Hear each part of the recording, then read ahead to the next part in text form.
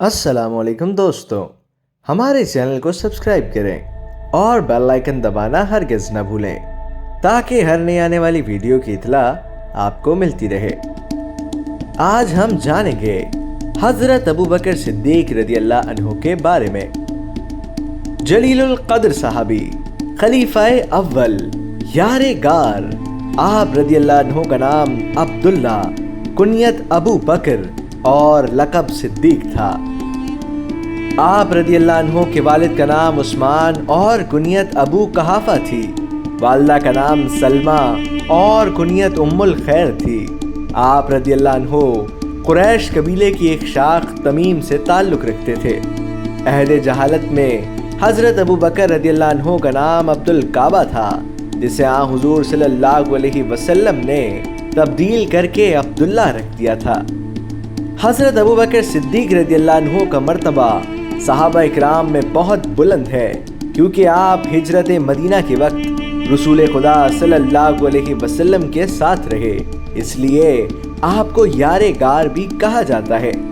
علاوہ ازیں آپ حضور اکرم صلی اللہ علیہ وسلم کے سسر بھی تھے، کیونکہ ام المومنین حضرت عائشہ رضی اللہ عنہا آپ کی صاحبزادی تھی۔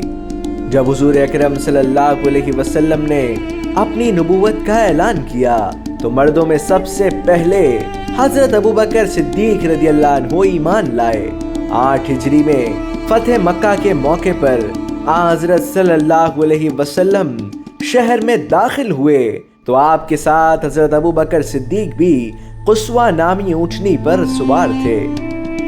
حضور صلی اللہ علیہ وسلم نے 9 ہجری کو آپ رضی اللہ عنہ کو امیر حج مقرر کیا۔ رسول خدا صلی اللہ علیہ وسلم کے وصال کے بعد امت مسلمہ نے حضرت ابوبکر صدیق رضی اللہ عنہ کو اپنا خلیفہ منتخب کیا۔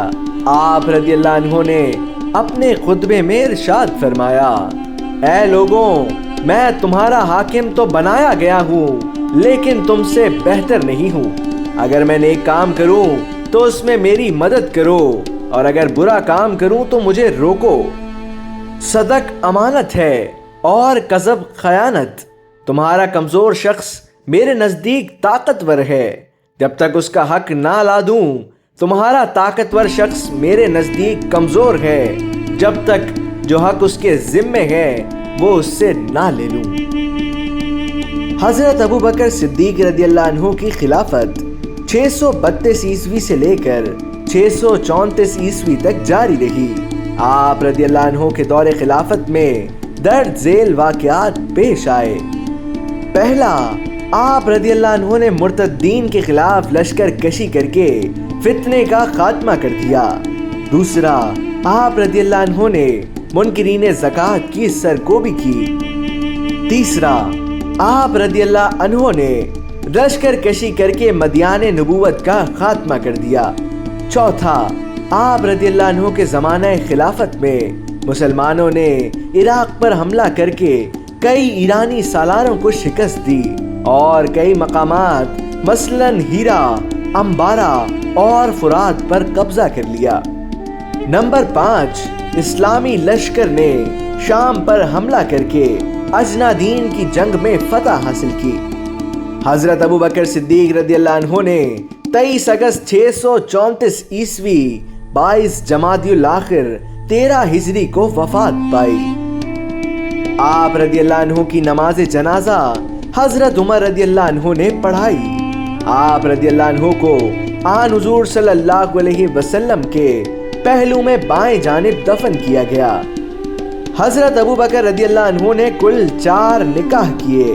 آپ رضی اللہ عنہ کی ازدواج کے نام قتیلہ بنت عبد العزا، ام رومان بنت عامر بن عمیرہ، اسما بنت امیس اور حبیب بنت خارجہ تھے۔ آپ رضی اللہ عنہ کی اولادیں 3 بیٹوں اور 3 بیٹیوں پر مشتمل تھیں۔